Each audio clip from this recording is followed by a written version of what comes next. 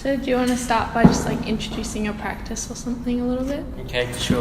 So my name's Kenny, and I work as an object maker, designer based in Sydney. The basis of my practice, it's based on traditional jewelry and metalcraft techniques, and that's just because that's my background in terms of what I studied and where I got my training.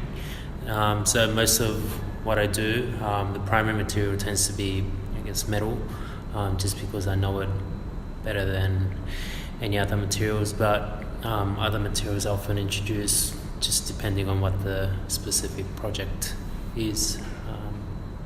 You've mentioned that your work aims to add value to everyday environments. Do you take any steps to maintain an eco-conscious practice, like sustainability or...? Sure. I mean, that is, I guess, the whole core value or ethics of my practice.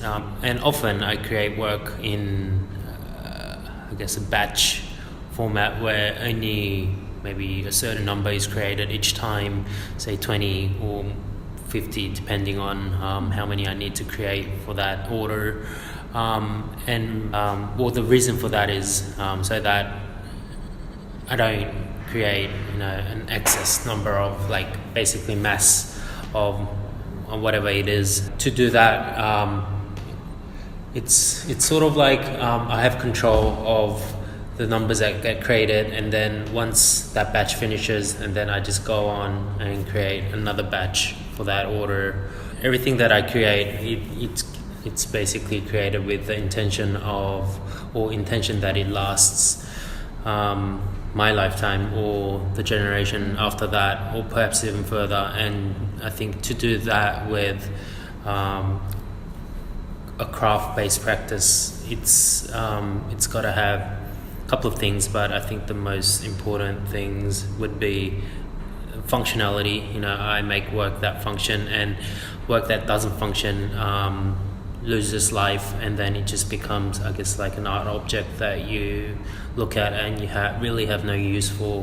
But an art object, it's fine, but for me that's not an intention. If I make a cup, it's got to be a cup that works like a cup, and on the other side it's got to have that aesthetic beauty as well. And whether something's beautiful or not, it's quite an open subject. It's very hard to say what's beautiful and what's not. But I believe that there's definitely a fine line that determines, I guess, to the large numbers whether something is beautiful or something isn't. And if you have those few things, and I think that particular work has potential to live forever, and thus, in sense, meaning it's something that you want to hold on to, you want to keep, and you're almost heartbroken if it's broken or if it's lost. So in saying that, you don't end up buying another one of that, another one of that, another one of that. Less waste. Yeah, so I guess that sort of answers your question. Yeah. And to follow on from that, as a handcrafting designer, do you ever feel threatened by mass-produced decor from Kmart and stuff like that, or does it impact your Not really. I mean, I think, well, first of all, I think the target market's completely different. I think there's room for that. There's nothing, well, there is, but I mean, I'm not saying it's wrong to buy or have that $2 cup from IKEA. There's nothing wrong with that. That's also a design practice, and that follows certain principles that they sort of push forward, and and there's room for that. There's always room for that mass, but at the same time, what I'm sort of trying to put forward are, I guess, objects that it's not for everyone, definitely, and it's not for the generic market.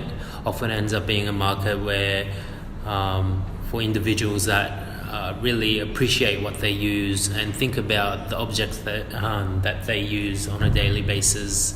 And often these end up being, just from experiences, ends up being people that are in the creative field, say architects, or people that just love objects with a little bit more aesthetic and craft value added towards it. So I think it's a complete different market that, say Kmart. Different target audience. Yeah. Another question is, a large part of any creative practice is collaboration and exhibition. How do you go about making those connections, and is it ever problematic? I like collaborations, and I mean exhibitions. They're, I guess, two different things, but often I work on my own and I quite enjoy that. But just getting outside of that and working with other people, it's just good. It's just often, I always believe two brains are better than one, and when you have someone that share a similar sort of value, aesthetics, ethics about this practice, often something really cool comes about. So that's why I really enjoy collaborations. In terms of exhibitions, with my regular work, it's almost like just work, and I almost treat it like just work, like a desk job, like 9 to 5, and it's work that I just create, and I've got to treat it like work, otherwise it becomes more like a hobby. This practice is much more intimate, yes, because I'm sort of working with that material and making it myself often, most times. But at the same time, because it's work, and I'm often producing another one of this, another one of that. So, in the very beginning, you have all this sort of motivation, heart, but it's sort of, it's just fact that it sort of drifts away as time goes. So exhibitions are kind of nice because it allows me to do things that are a little bit outside the ordinary, and all that sort of creativeness and thoughts that build while you're doing your everyday work, you sort of can have that opportunity to devote that into exhibitions. So exhibitions always, I try to fit in at least 1 or 2 a year, just so that I can get that thing out of my mind and heart. So do you make work specifically for an exhibit? Yeah. Or do they ask Yeah. So most times, most exhibitions, I guess, have a theme or a concept or some sort. So often I tend to make new work for exhibitions, and but this is really great because exhibitions are often a little bit more experimental, and from those exhibitions I have a lot of work that are in my production line that have been influenced by the exhibitions that I've been part of, or work that have developed from the exhibitions that I've been part of.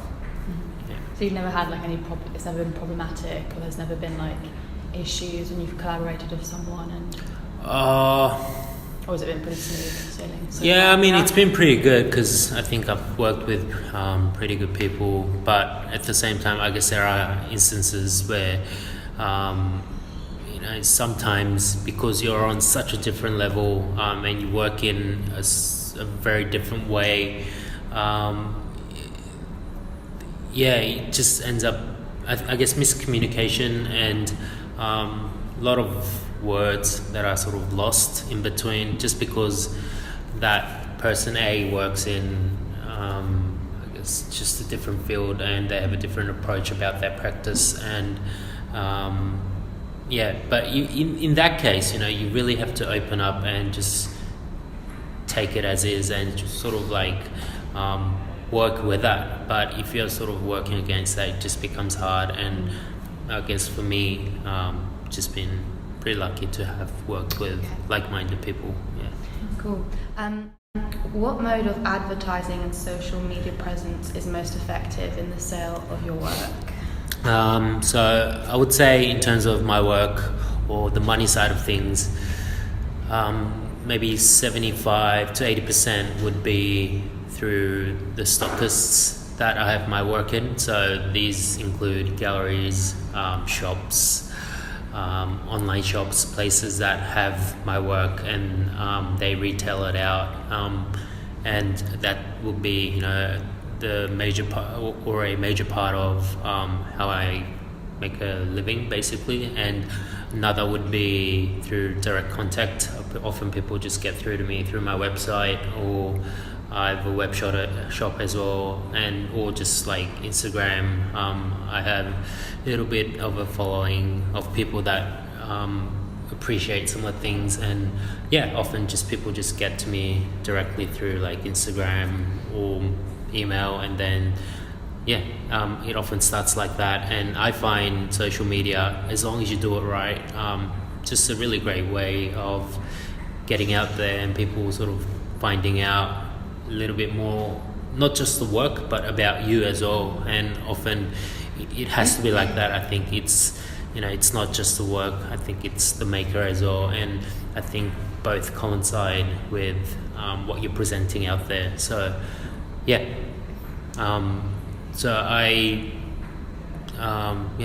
tend to put a little bit of thought into, not thought, but I guess I almost use it as like a process journal in terms of like Instagram I'm talking about, of my work, what I'm doing at the moment, and what I'm about to do, things like that. You were saying before that you usually only create like 20 units of something. Do you have to take any actions to protect it with intellectual property? Yes and no. This maybe sounds a little bit arrogant, but I sort of have this thing, like, if you can make, you know, something that's exactly like what it is better than me, then go ahead. And with a lot of my work, I think my work is quite individual, sometimes unique, in a way where embedding traditional craft techniques, and often techniques that aren't quite usual or common, in sort of like a design element. You know, the end result, often people go, oh yeah, you work in design, but really, I mean, I think the whole process is more craft embedded, and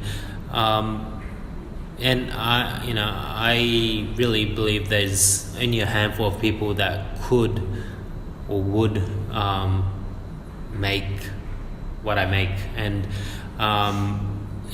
you know, maybe aesthetically it could look quite similar, but you know, I think it's always down to the details. You can tell if it's good or not. And I guess with, you know, bigger companies, bigger brands, it's the same case. But in Australia, really, there's no way of stopping it.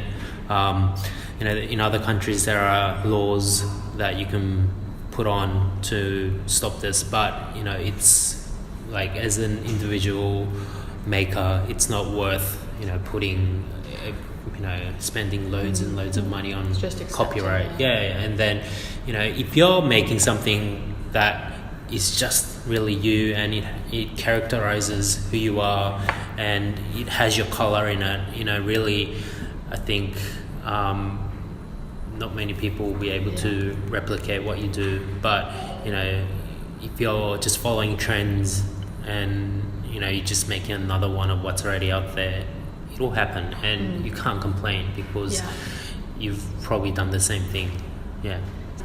During your time in China, did you observe changes to your practice to cater to different social cultures?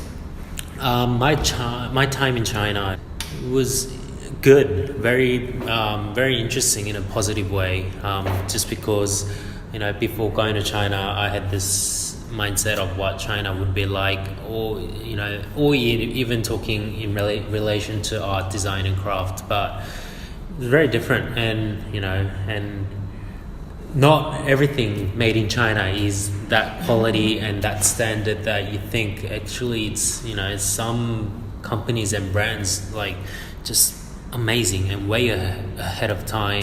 I don't want to talk too much into like the labor and, you know, how much people get paid and so forth, but because the labor is cheap in China, they can afford to do what often, you know, Australia can't. China's way ahead of, you know, Australia in terms of that local manufacture, but at the same time talking about ethics and quality, that's a whole different story. And it's sort of the whole industry side of things. It just sort of, I guess, it let me sort of open up a little bit and see the potential that was available in China. So that was really good.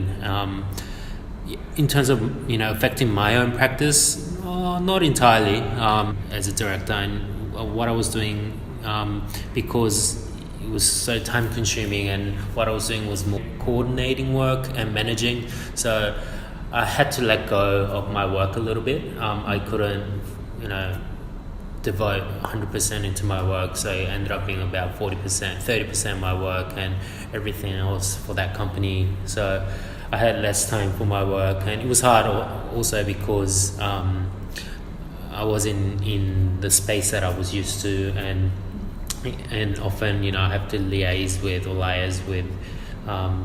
I've got, for instance, I've got my own platers, and I've got my own people that does the CNC cutting if I need to here in Sydney, and I already have that connection, but I had to reform that in China. And also that language barrier where it wasn't as easy like just going somewhere and going, hey, can you do this? I had to ask my staff to ask someone else, and so it was it took a little bit of time until I got settled. And but I was just really continuing on with where I left off in Australia, and just continuing on with my work, but I just couldn't work as much, that's all.